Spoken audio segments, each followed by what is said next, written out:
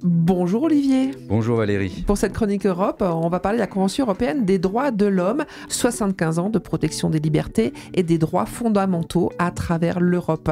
Il est important de rappeler d'abord que la Convention européenne des droits de l'homme n'est pas née de rien. Elle trouve directement son inspiration dans la Déclaration universelle des droits de l'homme adoptée par l'Assemblée générale des Nations unies en 1948. Un texte visionnaire porté notamment par le juriste français René Cassin aux côtés d'Eleanor Roosevelt. Mais René Cassin, loin de se contenter de cette déclaration éthique, a compris qu'il fallait aller plus loin. Car celle-ci, bien qu'idéale, je parle de la Déclaration universelle des droits de l'homme, ne possédait aucune valeur contraignante. Avec la naissance du Conseil de l'Europe en 1949, René Cassin a voulu placer les droits de l'homme au cœur de cette nouvelle organisation européenne. Il a donc œuvré à la rédaction de la Convention européenne de sauvegarde des droits de l'homme et des libertés fondamentales, signée le 4 novembre 1950 à Rome. C'est le nom complet, on parle plutôt de Convention européenne des droits de l'homme dans le langage courant. Un texte qui reprend les principes énoncés donc dans la Déclaration universelle, mais qui va plus loin, en créant des obligations juridiques pour les États et en instaurant un mécanisme unique, la Cour européenne des droits de l'homme, pour en garantir l'application. Alors justement, comment est-ce qu'elle fonctionne, la Cour européenne des droits de l'homme ? Alors le rôle de la Cour est simple mais crucial. Veiller à ce que les droits garantis par la Convention européenne des droits de l'homme soient respectés. Cela inclut des droits essentiels comme le droit à la vie, l'interdiction de la torture, l'interdiction de l'esclavage et du travail forcé, le respect de la vie privée et familiale, la liberté d'expression. Je vous invite d'ailleurs à consulter ce texte pour comprendre pleinement l'étendue de ces droits. Ce qui rend la Cour unique, c'est qu'elle est la seule en son genre au monde. Elle permet à tout individu des 46 États membres du Conseil de l'Europe de la saisir s'il estime que ses droits ont été violés par un des États signataires à la Convention.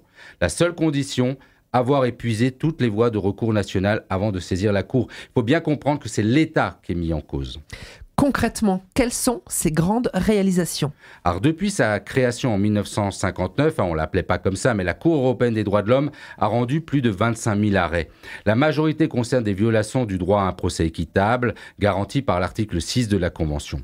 Mais la Cour s'est aussi prononcée sur des sujets complexes et actuels, le port des signes religieux à l'école, le droit des journalistes, l'adoption par des couples homosexuels ou encore la lutte contre le changement climatique. C'est ainsi qu'en avril 2024, la Cour a condamné la Suisse pour ne pas avoir suffisamment protégé ses citoyens des effets du dérèglement climatique. Cet arrêt illustre l'importance de la jurisprudence de la Cour et la prise en compte des droits environnementaux aussi comme des droits humains. Et à une autre échelle, est-ce que la France a été influencée par les décisions de la CEDH ? Oui, la Cour européenne des droits de l'homme a eu un impact direct en France.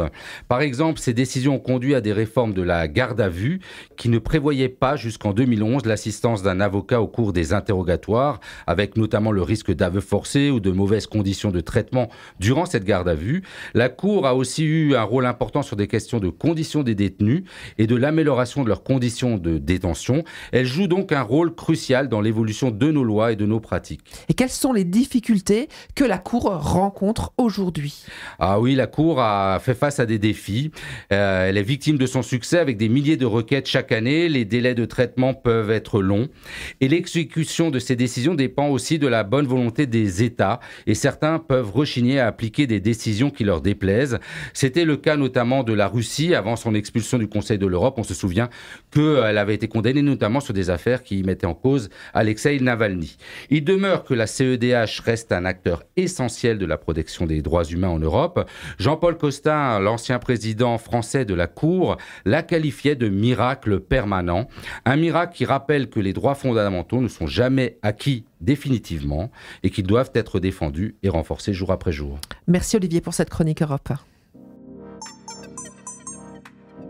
N'hésitez pas à vous abonner sur la plateforme d'écoute de votre choix pour ne manquer aucun épisode et à laisser un commentaire ou une étoile si ce podcast vous a plu.